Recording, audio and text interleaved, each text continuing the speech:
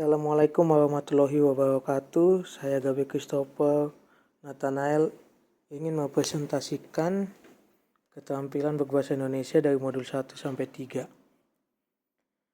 Keterampilan berbahasa. Pengertian.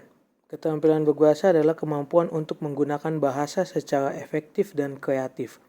Ini menjadi hal yang sangat penting bagi semua orang dalam berkomunikasi, baik secara lisan maupun tertulis. Meliputi menyimak, berbicara, membaca, dan menulis. Menguasai keterampilan ini penting untuk komunikasi efektif dan pemahaman yang lebih baik dalam kehidupan sehari-hari. Project Group A. Manfaat keterampilan berbahasa. Komunikasi efektif. Kemahiran berbahasa memungkinkan kita berkomunikasi secara efektif. Dengan berbicara, kita dapat menyampaikan ide, memimpin, dan memotivasi orang lain. Kemampuan mendengarkan memastikan kita memahami pesan dengan baik. Mengembangkan pengetahuan. Membaca dan menulis memungkinkan kita untuk mendapat pengetahuan dari berbagai sumber. Dengan membaca, kita dapat memahami teks ilmiah, sastra, dan berita. Sementara menulis memungkinkan kita untuk merangkai pemikiran dan berbagai pengetahuan dengan orang lain. Peluang karir. Kemahiran berbahasa adalah modal untuk dalam lingkungan kerja. Keahlian berkomunikasi secara lisan dan tertulis yang baik membantu kita berinteraksi dengan rekan kerja, atasan, dan klien. Hal ini juga berdampak pada kesan profesional yang kita berikan. 4. Warisan budaya. Kemampuan berbahasa memungkinkan kita untuk memahami dan mewarisi budaya. Melalui membaca karya sastra, kita dapat mempelajari sejarah, nilai-nilai, dan tradisi. Sementara menulis memungkinkan kita untuk menyimpan cerita dan pengalaman pribadi. Aspek-aspek keterampilan berbahasa. Mendengarkan. Menyimak atau mendengarkan dapat penuh perhatian dan memahami informasi yang disampaikan oleh orang lain merupakan keterampilan penting. Dalam proses mendengarkan, fokuslah pada inti pembicaraan, bukan sekedar memahami setiap kata. Membaca.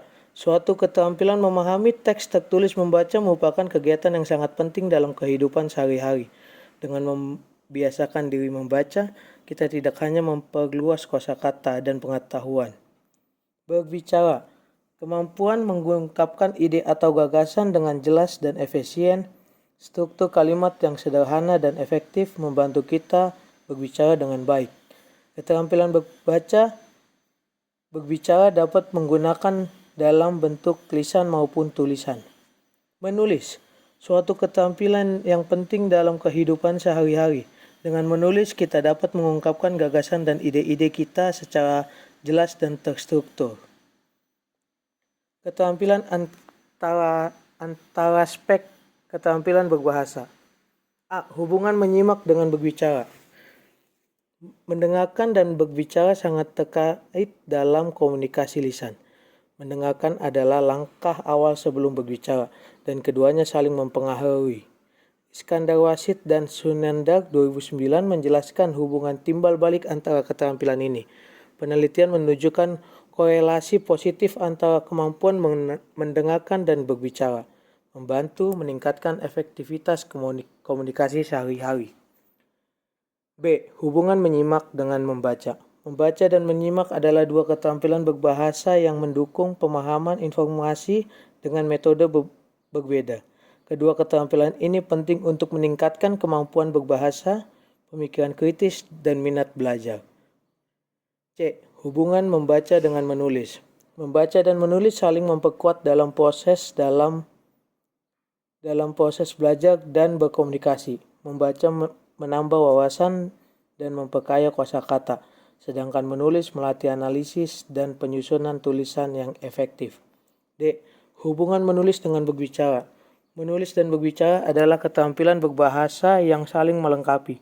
Keduanya bertujuan menyampaikan informasi dan ide. Dengan menulis dalam bentuk tulisan dan berbicara secara lisan, keduanya memerlukan keterampilan berpikir kritis. Hubungan timbal balik antara keduanya meningkatkan kemampuan komunikasi secara keseluruhan. Kemampuan menyimak permulaan dan lanjutan. A. Keterampilan menyimak pengulaan.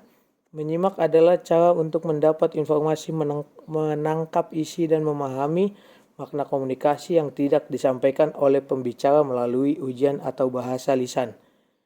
1. Menyimak konsentratif adalah mendengarkan dengan fokus untuk pemahaman menyeluruh dan akurat. 2. Menyimak interogatif melibatkan panggilan informasi lebih dalam dengan bertanya, mencari hubungan, dan mengevaluasi kredibilitas pembicara. Tujuannya adalah pemahaman menyeluruh, kritis, dan mendalam. Kemampuan menyimak permulaan dan lanjutan. Keterampilan menyimak lanjutan. Kemampuan menyimak tingkat lanjut adalah kalian memahami informasi secara cermat dan kritis dari apa yang didengar. Hal ini melibatkan analisis, evaluasi, dan interpretasi informasi. Bukan hanya sekedar pemahaman. Pendengar yang tampil akan membahas pertanyaan untuk mendalami informasi, menemukan keterkaitan antara informasi dan membuat kesimpulan. 1. Kemampuan menyimak kritis, mendengarkan dengan teliti, menganalisis informasi, aktif mencari makna kata-kata, dan menilai kredibilitas pembicara untuk memperoleh pemahaman yang objektif, akurat, dan komprehensif. 2. Kemampuan menyimak apresiatif, menikmati dan menghargai informasi yang didengar, menunjukkan rasa ingin tahu yang tinggi, menghargai ide-ide baru, serta menunjukkan empati terhadap pembicara untuk menciptakan lingkungan komunikasi yang harmonis. Kemampuan berbicara permulaan dan lanjutan. Kemampuan berbicara permulaan. Berbicara adalah kemampuan untuk menyampaikan pemikiran, gagasan, dan perasaan melalui ujaran lisan. Penting untuk memperhatikan kebutuhan pendengar saat berbicara. Anak-anak belajar berbicara sebagai keterampilan dasar sebelum menyusun kalimat dan menyampaikan ide yang lebih kompleks dan efektif. Jenis-jenis keterampilan berbicara permulaan dibagi menjadi 5 kelompok, yaitu berbicara berdasarkan tujuan, berbicara berdasarkan situasi, berbicara berdasarkan penyampaian, berbicara berdasarkan jumlah, dan terakhir berbicara berdasarkan peristiwa. Kemampuan berbicara permulaan dan lanjutan. Kemampuan berbicara lanjutan. Kemampuan berbicara lanjutan adalah kemampuan untuk menyampaikan pikiran, gagasan, dan perasaan secara kompleks dan efektif dalam situasi komunikasi yang lebih formal dan kompleks. Berbicara yang baik menarik perhatian, jelas, dan tepat, sementara kemampuan menyimak yang baik melengkapi proses komunikasi lisan untuk hubungan positif dengan orang lain. Jenis-jenis keterampilan berbicara permulaan dibagi menjadi 5 macam, yaitu 1. Bermusyawarah, 2. Diskusi, 3. Menyampaikan argumentasi, 4. Pidato, 5. Menyampaikan intisari biografi orang terkenal. Kesimpulan, begitu penting untuk dipahami bahwa keterampilan berbahasa memiliki peran yang sangat vital dalam komunikasi.